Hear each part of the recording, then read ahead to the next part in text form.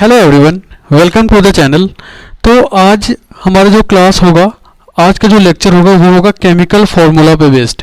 ठीक है, basically class 9th और क्लास 10th में अगर मैं बात करें तो क्लास 10th के बच्चों को ज़्यादा दिक्कत होता है केमिकल रिएक्शन लिखने में। क्यों केमिकल रिएक्शन में ज़्यादा दिक्कत होता है? क्योंकि उनके जो केमिकल फार्मूले हैं, केमिकल फार्मूला लिखने में उनको दिक्कत होता है। और केमिकल फार्मूला लिखने में क्यों दिक्कत होता है? क्योंकि क्लास 9th में उन्होंने केमिकल फार्मूला बनाना बहुत अच्छे तरीके से नहीं सीखा है। ठीक है, जैसे कि अगर आप एग्जांपल देख सकते हैं कि जैसे मैंने एक क्वेश्चन लिखा हुआ है यहाँ पे, right the chemical equation of the given word reaction. ठीक है, silver nitrate plus sodium chloride gives out silver chloride plus sodium nitrate. ठीक है, तो इसका मुझे केमिकल इक्वेशन लिखना है। तो केमिकल इक्वेशन हम तभी लिख पाएंगे जब हमें केमिकल फार्मूला पता होगा। ठीक है, क्लास 9th के बच्चों से रिक्वेस्ट है कि इस वीडियो को नॉर्मल स्पीड पे देखें, और अगर आप क्लास 10th में हैं तो बस ये आपके लिए जस्ट एक रिवीजन है, ताकि आपको, क्योंकि मेजरली अगर हम देखें अगर तो मैक्सिमम चैप्टर्स जो हैं वो रिएक्शन बेस्ड हैं, और रिएक्शन में केमिकल फार्मूला का एक मेजर रोल आ जाता है। अगर आपको केमिकल फार्मूला नहीं पता है तो आप 1.5 के स्पीड पे इस वीडियो को देख सकते हैं। राइट, तो केमिकल फार्मूला लिखने के लिए जो हमें मतलब क्या क्या पता होना चाहिए, है ना, इसके बारे में बात करते हैं। तो केमिकल फार्मूला लिखने के लिए सबसे पहले हमें जो भी एलिमेंट, रिएक्टेंट और प्रोडक्ट है उनका सिंबल पता होना चाहिए। राइट, कि जैसे सोडियम क्लोराइड है तो सिल्वर का क्या सिंबल होता है, नाइट्रेट का क्या सिंबल होता है, सोडियम क्लोराइड, सोडियम का क्या सिंबल होता है, क्लोराइड को हम किससे रिप्रेजेंट करते हैं, ये हमें पता होना चाहिए। ठीक है, दूसरा पॉइंट हमें वैलेंसी उसका पता होना चाहिए। ठीक है, ये दो चीज़ अगर आपको पता है तो आप किसी भी कंपाउंड का फॉर्मूला आराम से लिख सकते हैं। ठीक है, तो सिंबल और वैलेंसी। अब सिंबल तो मतलब हम ये बोलते हैं कि कोई भी आयन है या फिर कोई भी एनायन कैटायन, उसका जो भी सिंबल होगा वो आपको याद रखना ही पड़ेगा। वैलेंसी की अगर मैं बात करूं तो वैलेंसी आप चाहो तो याद रख सकते हैं, या फिर मेटल के केस में अगर मैं बात करूं तो मेटल के केस में आउटर मोस्ट ऑर्बिट में जितना इलेक्ट्रॉन होता है वही उसकी वैलेंसी होती है, number of electron in outer most orbit. और अगर हम नॉन मेटल की बात करें, मेजरली अगर हम डी ब्लॉक को छोड़ दें तब की बात हो रही है मेटल में, है ना। नॉन मेटल की अगर अपन बात करते हैं तो नॉन मेटल में जो आउटर मोस्ट ऑर्बिट है उसमें से उसको आप 8 से माइनस कर दीजिए, 8 माइनस आउटर मोस्ट ऑर्बिट में जो इलेक्ट्रॉन है वो उसकी वैलेंसी हो जाएगी नॉन मेटल के केस में। ठीक है, मेटल जनरली क्या फॉर्म करता है, इलेक्ट्रॉन डोनेट करने की टेंडेंसी रखता है। ये हमें पता है कि मेटल इलेक्ट्रॉन डोनेट करेगा, और इलेक्ट्रॉन डोनेट करने से कौन सा चार्ज आता है, पॉजिटिव चार्ज आता है, जिसको आप कैटायन बोलते हैं। राइट, नॉन मेटल की अगर हम बात करें तो ये इलेक्ट्रॉन एक्सेप्ट करने की टेंडेंसी रखता है, और अगर ये इलेक्ट्रॉन एक्सेप्ट करेगा तो इसके ऊपर कौन सा चार्ज आएगा, निगेटिव चार्ज आएगा। ठीक है, और क्लास 9th के एटम्स एंड मॉलिक्यूल्स चैप्टर की अगर अपन बात करें तो उसमें एक टेबल दिया हुआ है। ठीक है, उस टेबल को अगर आप ध्यान से रखते हैं, याद रखते हैं, तो आप केमिकल फार्मूला आराम से बना सकते हैं। और उसी टेबल को मैंने यहाँ पे रिप्रेजेंट किया है कि यहाँ पे 3 पार्ट में इस टेबल को इन्होंने डिवाइड किया है। जैसे अब यहाँ पे आप देख सकते हैं कि सोडियम के ऊपर प्लस चार्ज है। प्लस चार्ज कब आया होगा? प्लस चार्ज तब आया होगा जब इसने एक इलेक्ट्रॉन डोनेट किया होगा। राइट, एक इलेक्ट्रॉन इसने डोनेट किया होगा। ठीक है, तो अगर प्लस चार्ज है इन सब के ऊपर, इसका क्या मतलब है कि इन सब ने एक इलेक्ट्रॉन डोनेट किया होगा। अगर इसके ऊपर माइनस चार्ज है, इसका क्या मतलब है, इसका मतलब है इन सब ने एक इलेक्ट्रॉन एक्सेप्ट किया होगा। राइट, सिमिलरली यहाँ पे भी वही है। तो ये जो प्लस चार्ज वाले हैं या सिंगल पॉजिटिव या सिंगल निगेटिव चार्ज वाले हैं, इसको हम बोलते हैं मोनोवैलेंट आयन। मोनोवैलेंट, इसको बोलते हैं मोनोवैलेंट आयन। राइट, अब यहाँ पे देखिए कि एक सिंगल एटम है, सिंगल एटम के ऊपर पॉजिटिव चार्ज या सिंगल एटम के ऊपर नेगेटिव चार्ज है। ठीक है, यहाँ पे एक या एक से ज़्यादा एटम के ऊपर पॉजिटिव और नेगेटिव चार्ज है, तो इसको हम बोलते हैं पॉली एटॉमिक कैटायन या एनायन। पॉली एटॉमिक बोलते हैं इसको, पॉली एटॉमिक कैटायन और पॉली एटॉमिक एनायन। अगर पॉजिटिव चार्ज है तो कैटायन, और अगर नेगेटिव चार्ज है तो हम एनायन बोल देते हैं। सिमिलरली ये डाइवेलेंट हो जाएंगे क्योंकि इनके ऊपर दो चार्ज है ना, पॉजिटिव या फिर नेगेटिव, और ये सिमिलरली पॉली एटॉमिक कैटायन और एनायन हो जाएंगे। और ये जो है ये क्या हो जाएंगे हमारे ट्राइवेलेंट। ठीक है, तो ये आपको थोड़ा टेबल याद रखना पड़ेगा। ठीक है, 20 तक तो हम ये बोलते हैं कि 20 तक हमें वैलेंसी पता ही होता है कि अगर नॉन मेटल है तो आउटर मोस्ट ऑर्बिट में जितना इलेक्ट्रॉन है उसको आप 8 से माइनस कर दीजिए तो वो आपका वैलेंसी आ जाएगा, और अगर मेटल है तो आउटर मोस्ट ऑर्बिट में जो भी इलेक्ट्रॉन है वही उसकी वैलेंसी हो जाएगी। पॉली एटॉमिक के केस में आपको थोड़ा बहुत याद रखना पड़ेगा ये वाला पार्ट। इसका जैसे अमोनियम है तो अमोनियम को हम अपन NH4 प्लस से रिप्रेजेंट करते हैं, हाइड्रो ऑक्साइड को OH माइनस, नाइट्रेट को NO3 माइनस। ठीक है, सिमिलरली हाइड्रोजन कार्बोनेट जिसको बाइकार्बोनेट ही बोला जाता है, इसको HCO3 माइनस से carbonate H O3 2 minus, sulphide SO3 2 minus. तो इसको थोड़ा सा आपको याद रखना पड़ेगा, और याद रखने के लिए ऐसा नहीं है कि आप इसको इस टेबल को ले करके बैठिए और याद करना स्टार्ट कर दीजिए। ठीक है, आप याद कर लेंगे, आपको याद हो भी जाएगा। ठीक है, लेकिन कुछ टाइम के बाद आप वापस से भूल जाएंगे। ठीक, तो आप इसको बार बार लिखते रहिए, है ना। जितना बार आप इसको लिखिएगा, जितना बार आप इसको लिखिएगा, उतना बार आपके दिमाग में ये बैठता जाएगा, है ना। ठीक है, बेस्ट मेथड ये है याद करने का कि आप क्वेश्चन से याद करिए। ठीक है, आप इसको अपने बगल में रख लीजिए इस टेबल को, और क्वेश्चन सॉल्व करना स्टार्ट करिए। जैसे अपन क्वेश्चन करते हैं, right the chemical formula of the following. जैसे मान लीजिए सोडियम क्लोराइड है, और सोडियम क्लोराइड का हमें फॉर्मूला फाइंड करना है, तो कैसे फाइंड करेंगे। तो सोडियम क्लोराइड फॉर्मूला फाइंड करने के लिए सबसे पहला पॉइंट, जैसे हमने बोला कि क्या पता होना चाहिए सर, सिंबल पता होना चाहिए। ठीक है, और दूसरा क्या पता होना चाहिए, वैलेंसी पता होना चाहिए। ठीक है, तो हम आसानी से क्या कर सकते हैं, फॉर्मूला फाइंड कर सकते हैं। तो देखिए, सोडियम को हम Na से रिप्रेजेंट करेंगे, क्लोराइड को Cl से रिप्रेजेंट करते हैं। ठीक है, आप ऊपर भी फॉर्मूला में देख सकते हैं कि सोडियम को किससे रिप्रेजेंट किया गया है, सोडियम को रिप्रेजेंट किया गया है Na से, और क्लोराइड देख लीजिए, क्लोराइड को Cl से रिप्रेजेंट किया गया है। ठीक है, और क्लोराइड के ऊपर -1 चार्ज और सोडियम के ऊपर +1 चार्ज, तो जो भी चार्ज है वही उसकी क्या हो जाएगी, वैलेंसी हो जाएगी। राइट, तो वैलेंसी हमने यहाँ पे इस तरह से लिख दिया और क्रॉस मल्टीप्लाई कर दिया।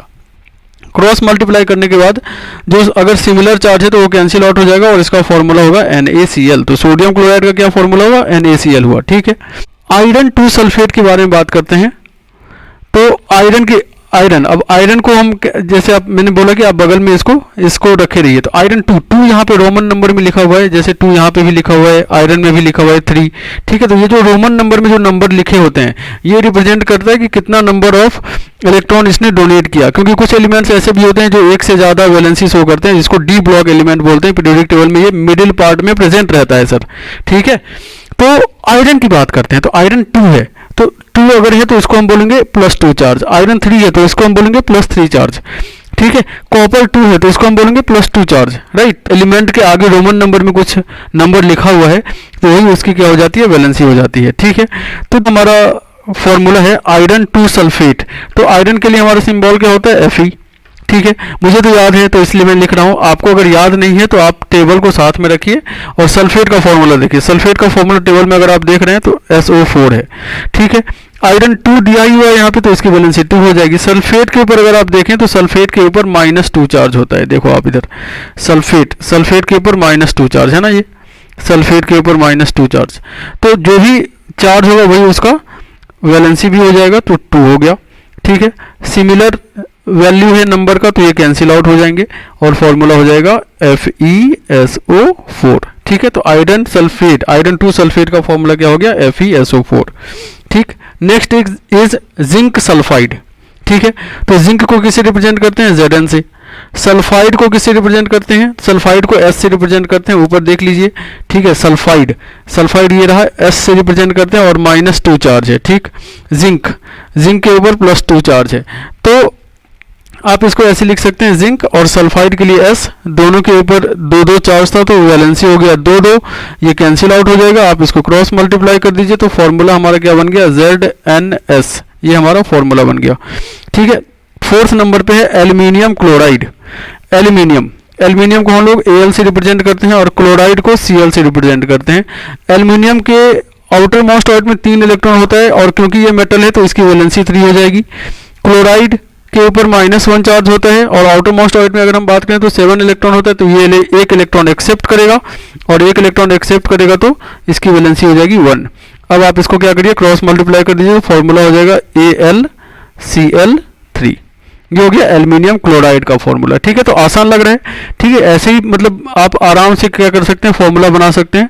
बस टेबल थोड़ा बहुत ध्यान में आपको रखना पड़ेगा। ठीक है, और ये बेसिकली प्रैक्टिस से हो जाएगा, बहुत डिफिकल्ट चीज़ भी नहीं है। आराम से जैसे जैसे आप प्रैक्टिस करोगे वैसे वैसे होते जाएगा। ठीक है, नेक्स्ट क्वेश्चन, सोडियम को हम लोग Na से रिप्रेजेंट करते हैं और फॉस्फेट को हम लोग PO4 से रिप्रेजेंट करते हैं और -3 चार्ज होता है।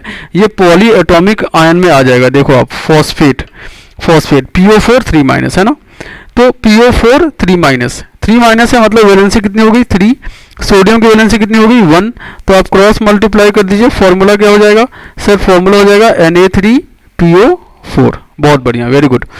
अब हाइड्रोजन क्लोराइड की बात करते हैं। और तो हाइड्रोजन तो एक सिंपल एलिमेंट है, सबको पता होगा कि हाइड्रोजन का सिंबल H होता है। क्लोराइड हम लोगों ने बहुत बार लिख लिया है, तो क्लोराइड के लिए हम क्या लिखेंगे 1, तो दोनों की वैलेंसी हो जाएगी 1 और 1, ठीक है। तो इसको भी आप क्रॉस मल्टीप्लाई कर दीजिए तो फॉर्मूला हो जाएगा HCl, ठीक है। फॉर्मूला क्या हो जाएगा HCl, ठीक। अब आगे बात करते हैं, दूसरा है 7th नंबर पे सिल्वर क्लोराइड। सिल्वर को हम लोग Ag से रिप्रेजेंट करते हैं, ठीक है। Ag से रिप्रेजेंट करते हैं किसको, सिल्वर को। आप ये देखिए सिल्वर कहाँ है, सिल्वर ये रहा। सिल्वर को अपन Ag से रिप्रेजेंट करते हैं, ये रहा सिल्वर, ठीक है। और ऊपर पॉजिटिव चार्ज है तो प्लस हो जाएगा, ठीक है। तो इसका फॉर्मूला हो गया Ag, और इसको हम लोग प्लस चार्ज है मतलब वैलेंसी कितना हो गया 1। आयोडाइड मतलब हो गया आयोडीन, और इसको हम लोग 1 से रिप्रेजेंट करते हैं तो फॉर्मूला हो गया AgI, ठीक है। नेक्स्ट कंपाउंड है हमारे पास एल्यूमिनियम नाइट्राइड। तो एल्यूमिनियम को हम लोग Al से रिप्रेजेंट करेंगे, और नाइट्राइड को N से रिप्रेजेंट करते हैं, ठीक है। और एल्यूमिनियम की जो वैलेंसी होती है वो 3 होती है, और नाइट्राइड के ऊपर जो चार्ज होता है, नाइट्राइड बोले तो नाइट्रोजन रिस्पेक्ट में बात करें तो नाइट्रोजन की वैलेंसी भी कितनी होती है 3, क्योंकि आउटर मोस्ट ऑर्बिट में 5 इलेक्ट्रॉन, और 8 से आप 5 माइनस कर दीजिए तो 3 आ जाएगा। तो फॉर्मूला क्या बनेगा इसका, 3 और 3 कैंसिल आउट हो जाएगा, सिमिलर नंबर है तो फॉर्मूला बन जाएगा AlN। फॉर्मूला यहाँ पे AlN हो जाएगा एल्यूमिनियम नाइट्राइड का। Next is calcium carbonate. तो कैल्शियम कार्बोनेट, कैल्शियम को हम Ca से रिप्रेजेंट करते हैं, कार्बोनेट को रिप्रेजेंट करते हैं CO3 से। कैल्शियम की वैलेंसी 2 होती है, और कार्बोनेट के ऊपर -2 चार्ज होता है, ठीक है। अगर आप टेबल में देखें तो -2 चार्ज होता है, तो वैलेंसी हो जाएगी 2। तो अब यहाँ पे भी सिमिलर नंबर है तो 2 और 2 कैंसिल आउट हो जाएगा, तो हम लिखेंगे फॉर्मूला CaCO3, ठीक, कैल्शियम कार्बोनेट का। Next is ammonium phosphate. Ammonium को हम लोग NH4 से रिप्रेजेंट करते हैं। अमोनियम आयन नाम सुना होगा ना आपने, अमोनियम आयन। तो अमोनियम को हम लोग NH4 से रिप्रेजेंट करते हैं। आयन है तो इसके ऊपर कितना चार्ज हो जाएगा +1, और फॉस्फेट है तो फॉस्फेट PO4, और अभी हम लोगों ने कुछ देर पहले चार्ज देखा था -3 था, तो वैलेंसी कितना हो जाएगा 1, ठीक है। आप यहाँ पे प्लस ना लिखे तो चलेगा, कोई दिक्कत नहीं है ना। फॉर्मूला क्या हो जाएगा, फॉर्मूला हो जाएगा यहाँ पे ये जो 3 है ये NH4 पूरे के साथ सबके साथ ये मल्टीप्लाई होगा, NH4 का होल थ्राइस लिखेंगे यहाँ पे, है ना। NH4 का होल थ्राइस PO4, ये हो जाएगा इसका फॉर्मूला, ठीक है। तो इस तरह से आप मतलब जो केमिकल फार्मूला है कंपाउंड्स के उसको आप आराम से लिख सकते हैं, कोई दिक्कत नहीं है। बस आपको इस टेबल को साथ में रखना है, टेबल को ध्यान में रखना है, ठीक है। और आप आसानी से इस फॉर्मूले को लिख सकते हैं। और अगर अपन बात करें कि इसका मुझे रिएक्शन लिखना है, ठीक है, इस रिएक्शन का केमिकल इक्वेशन लिखना है, तो इस रिएक्शन के केमिकल इक्वेशन को आराम से लिखा जा सकता है। सिल्वर नाइट्रेट है, सिल्वर के लिए अपन क्या लिखते हैं Ag, नाइट्रेट के लिए क्या लिखते हैं, नाइट्रेट के लिए लिखते हैं NO3। तो सिल्वर के बारे में अगर अपन बात करें तो सिल्वर के ऊपर जो चार्ज होगा वो कितना होगा, वैलेंसी हो जाएगी 1, नाइट्रेट की वैलेंसी भी 1। तो फॉर्मूला सिल्वर नाइट्रेट का क्या बन गया यहाँ से AgNO3, राइट। सोडियम क्लोराइड का फॉर्मूला हमने फाइंड किया था, नीचे है ना, तो NaCl हो जाएगा, ठीक है। Gives out silver chloride. Silver के लिए हम अपन क्या लिखेंगे Ag, क्लोराइड के लिए क्या लिखेंगे Cl। दोनों की वैलेंसी 1 होती है, तो आप वैलेंसी को क्या करिए क्रॉस मल्टीप्लाई कर दीजिए, तो यहाँ पे फॉर्मूला सिल्वर क्लोराइड का आ जाएगा AgCl, ठीक। और सोडियम नाइट्रेट, तो सोडियम के लिए Na और नाइट्रेट के लिए NO3, क्रॉस मल्टीप्लाई कर दीजिए, दोनों की वैलेंसी 1 होती है। तो क्रॉस मल्टीप्लाई करने के बाद इसका जो फॉर्मूला आएगा वो आएगा NaNO3, ठीक है। तो आप आसानी से किसी भी कंपाउंड का केमिकल फॉर्मूला आप लिख सकते हैं, ठीक है। तो प्रैक्टिस करिए, जितना ज़्यादा प्रैक्टिस करेंगे उतना आपके लिए आसान होगा क्लास 10th में केमिकल रिएक्शंस को लिखना, ठीक है। नेक्स्ट वीडियो में कुछ और टॉपिक्स के बारे में बात करेंगे, ठीक है। अगर आपने इस चैनल को सब्सक्राइब नहीं किया है तो चैनल को सब्सक्राइब कर लीजिए। Thanks for watching.